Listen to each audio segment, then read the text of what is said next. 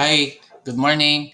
Kumusta po yung weekend po ninyo? Hopefully, nakapag-spend kayo ng time ulit with your family, nakapag-relax po kayo, and naging okay po yung inyong mga weekends po. Okay, so for Mass today, ano po ba ang mga natutunan ko at ano po ba ang mga messages ni God to us in this Mass today? Okay, number one, do not worry and do not be afraid because God's grace will work it out. Okay, so actually ako guilty rin ako dito sa first message ni God sa atin kasi hindi naman araw-araw na hindi ako nagwo-worry sa future ng aking pamilya or sa future ng aking buhay. Kaya sana rin ay matutunan ko rin yung talagang hindi ka na talaga totally mag-worry and magtiwala ka lang sa Diyos na kung ano man yung grasyang ibibigay niya sa'yo, it will work out for the best. Kasi, to be honest, lahat naman tayo, may mga kanya-kanyang worries within the day, kundi man tungkol sa work, kundi man sa tungkol sa future natin, sa mga gusto natin, mga bagay sa mundo na to.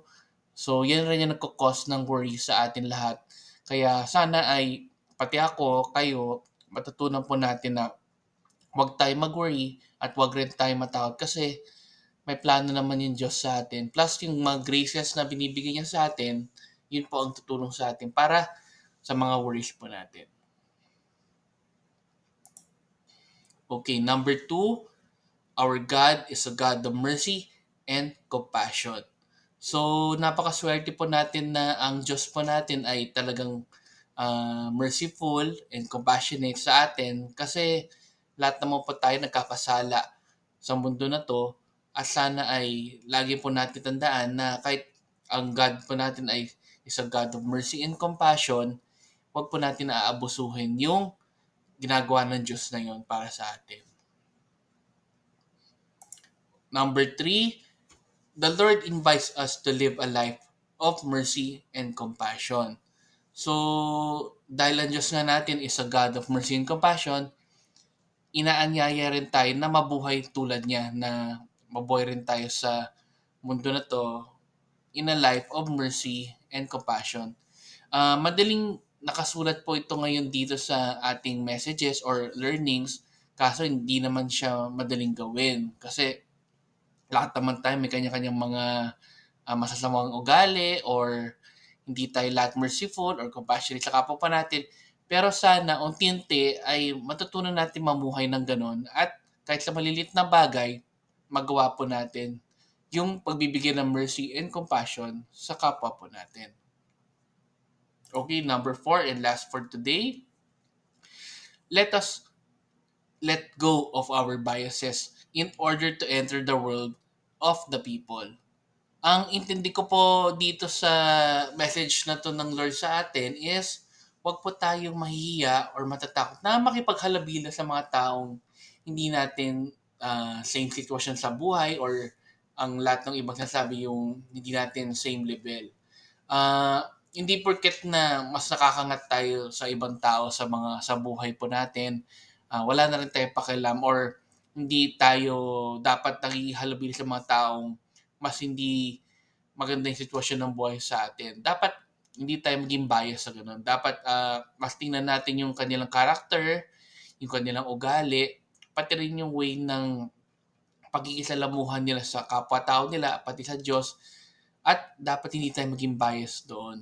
Dapat maging open pa tayo makipagkilalanan or tumulong sa mga taong mas hirap sa atin sa buhay at wag natin iisipin na mas mataas tayo sa kanila. Dapat lagi lang po tayong humble at down to earth sa mga tao po para maka-enter nga tayo sa world of the people. Okay, so dito po nagtatapos yung ating messages from God or kung ano po yung natutunan ko from Mass today na gusto ko po i-share sa inyo on this Monday. So let's end again with the prayer.